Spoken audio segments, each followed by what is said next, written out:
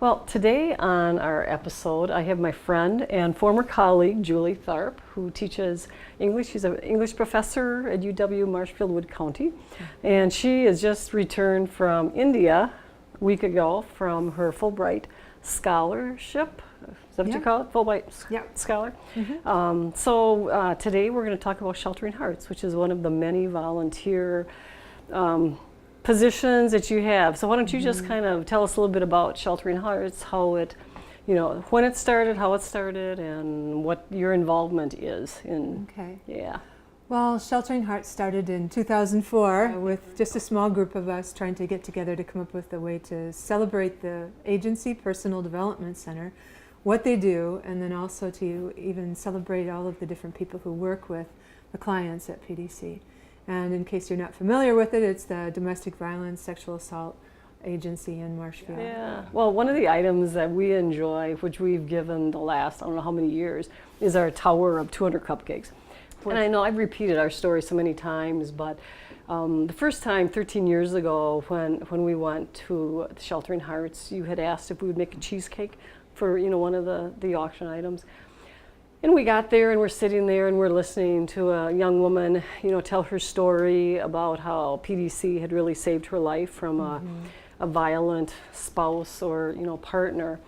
And it was at that time our daughter Melissa had been killed in October 1st of 2003. And it was sitting there listening to her and the realization that Melissa was another statistic of domestic violence. And it just kind of, brought it all, home that anybody and everybody can be affected by domestic violence, and what PDC does is so wonderful because they've helped I don't know how many women and children through difficult situations.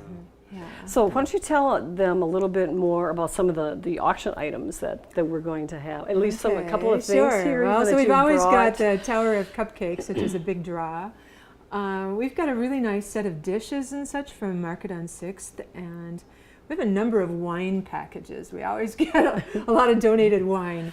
I actually make jewelry, and so I usually donate about 5 or 6 sets of jewelry, necklaces and earrings and scarves. And it's always a Mardi Gras theme. It is, So that's kind of fun. So we got our beads here, And in case you're worried, the Mardi Gras menu at the golf club is not very spicy, so don't worry about that. Yeah. Right. So, and what we're actually doing today on our show is we've made the bourbon pies, which we're actually using brandy, but I won't tell. For the dessert the past, 3 or 4 years, I guess. And it's a very rich pie, so you don't have to have, a very large piece, just a little piece. Okay, how about I'll let Julie chop the pecans. So we'll just move you over here a little bit, Gary. Okay. So we're going to start with 4 eggs that Gary will crack. Okay. And just beat the eggs first. And then Julie is going to chop a cup of pecans. It's a little bit different than a regular pecan pie. You use whole or halves, almond or pecan halves. Whereas with the derby pie, you chop them. So small pieces, large pieces, doesn't really matter. While Julie's chopping, I'm going to put 1 cup of chocolate chips in my pie crust. And I've also talked enough about making my pie crust from scratch. Can you go ahead and make noise You now? can go make noise. So just beat that up till it's kind of foamy. Do it on high? Yeah. Okay. Yep, so that's foamy enough. So you turn that off. Okay. So Julie can put the nuts in the pie pan. So on top of the On top of chocolate that, chips. and just spread them around. spread them around. And I made my pie crusts in advance, so when I do this, I have 17 pies made for the event. So Wow. I'll make all the pie crusts one day and freeze them, and then you just take it out and then make your filling the next day. So That's a great it's a idea. lot easier. Okay, to this, we're going to add 1 cup of Is that all set? Carol corn syrup. Okay, turn it on. No, we're going to put everything in Do first. it all at once. Yep. Okay, and 3/4 of a cup of granulated sugar. This is my son's favorite pie in the whole Is it? world. Yeah. A 1/4 cup of brown sugar. Red one? 1 You won't turn teaspoon. that on, will you? 1 teaspoon of flour. Teaspoon That of flour. 1 teaspoon I don't must do that. That really must make really a help. difference. I don't know. Okay, Thickens it up. And then 1 stick of melted butter want it in now? in now. Okay. And then we're just going to put in about a teaspoon of vanilla. I like how you measured it. And then we put in 2 tablespoons of Oh, but she either- does measure either the brandy. whiskey, Oh, well, but yeah. not Maybe a very bourbon. but not carefully. too carefully, a little bit Whoops, there's extra. that was a little extra. That A was little more bit, than just a 2. little bit extra, yeah. Okay, so then Splashes. 2 tablespoons of bourbon or brandy. Okay, and then We're just ready to go? beat that all up Okay. until it's all set to go.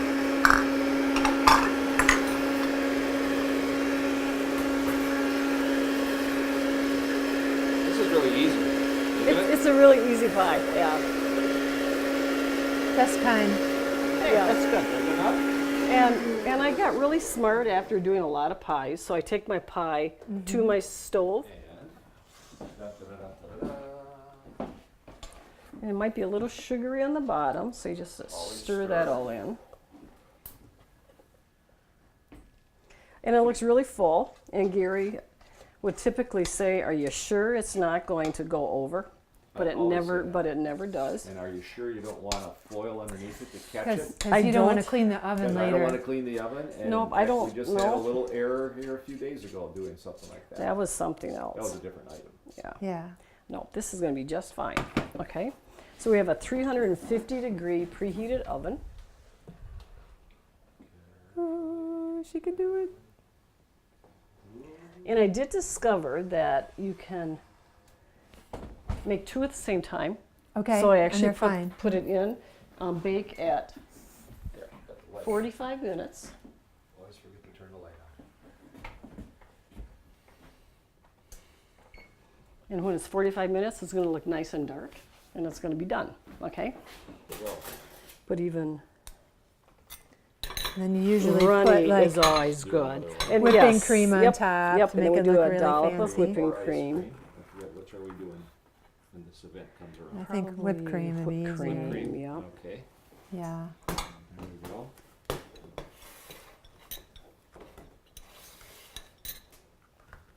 So this is quite runny, but like I said, you can Keep it just in stick that in the keep it more fridge, solid. and that will Set it up a bit. set it up. Yeah. Do you have anything else you'd like to add about the event? Well, I'd say I think the event is really a good time. I think people have a fun evening. Yeah. So it's Thursday, February 9th, and it's from Yep. 5:30 to 9. At River Edge Golf River Course. Edge Golf Yep. Course. So we hope you've enjoyed this episode of Cooking with Ruth and Gary and Julie. So until next time, happy cooking.